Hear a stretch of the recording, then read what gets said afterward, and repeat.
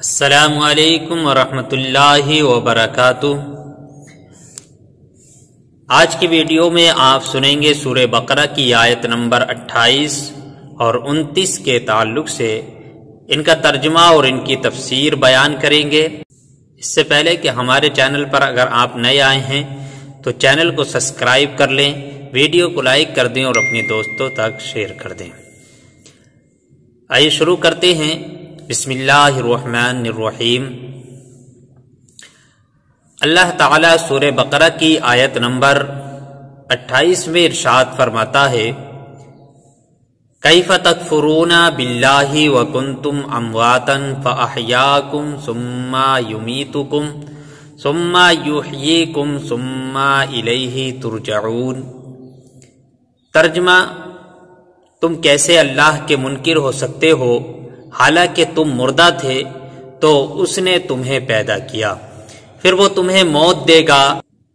پھر تمہیں زندہ کرے گا، پھر اسی کی طرف تمہیں لوٹایا جائے گا۔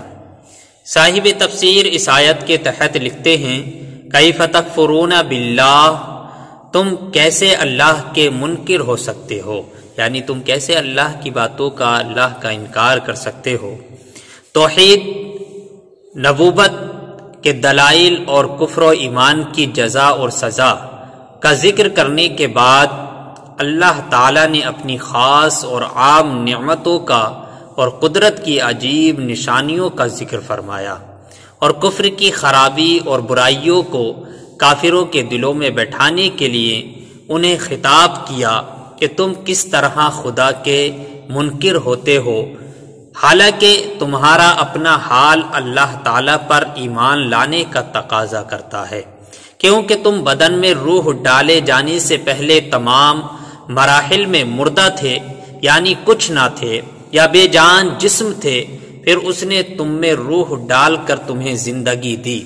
پھر زندگی کی مدت پوری ہونے پر تمہیں موت دے گا، پھر تمہیں زندہ کرے گا۔ اس سے یا تو قبر کی زندگی مراد ہے جو سوال کے لیے ہوگی، یا قیامت کی، پھر تم حساب و کتاب اور جزا کے لیے اس کی طرف لٹائے جاؤ گے۔ تو اپنے اس حال کو جان کر تمہارا کفر کرنا نہایت ہی عجیب ہے۔ اس آیت میں غور کریں تو ہم مسلمانوں کے لیے بھی نصیحت ہے کہ ہم بھی کچھ نہ تھے، لیکن اللہ تعالیٰ نے ہمیں زندگی عطا فرمائی، اور زندگی گزارنے کے لیے لوازمات اور نعمتوں سے نوازا، تو اس کی عطاؤں سے فائدہ اٹھا کر اس کی یاد سے غافل ہونا اور ناشکری اور غفلت کی زندگی گزارنا، یہ کس طرح ہمارے لیے، یہ ہماری شان ہی کے لیے لائق ہی نہیں ہے، یہ کس طرح ہماری شایانہ شان ہی نہیں ہے۔ اس لیے جب ہمیں اللہ تعالیٰ نے زندگی دی ہے، اس نے ہمیں اپنی نعمتوں سے نوازا ہے، اس نے ہمیں اپنے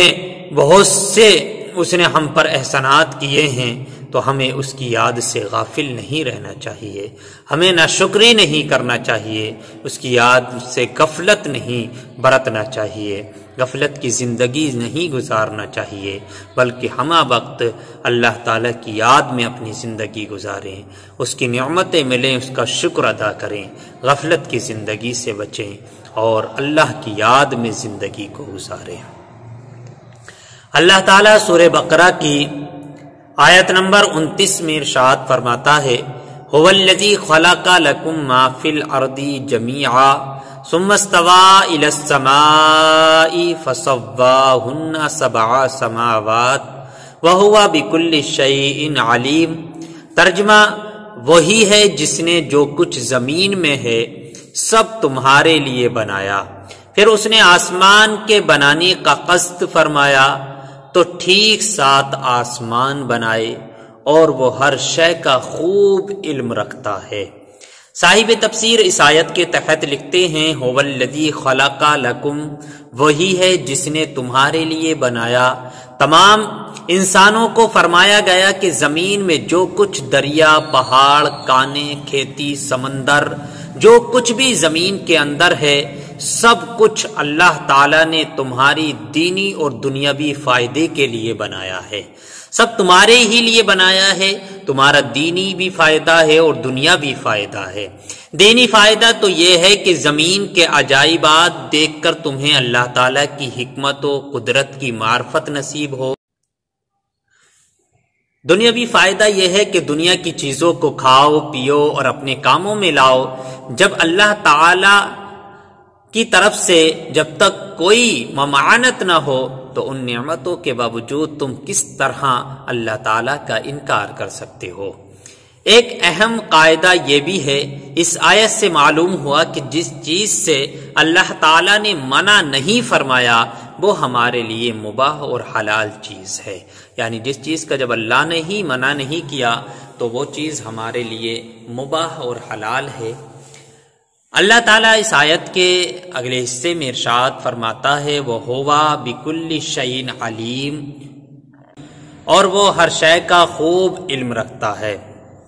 کائنات کی تخلیق اور اسے وجود میں لانا اللہ تعالیٰ کے کامل علم کی دلیل ہے، کیونکہ ایسی حکمت سے بھری مخلوق کا پیدا کرنا ایک ایک شے کا علم رکھے بغیر ممکن اور متصور نہیں۔ کافر مرنے کے بعد زندہ ہونے کو ناممکن سمجھتے تھے۔ ان آیتوں میں کافروں کے اس عقیدے کا یعنی اس عقیدے کے غلط اور باطل ہونے پر ایک عظیم دلیل قائم کی گئی ہے کہ جب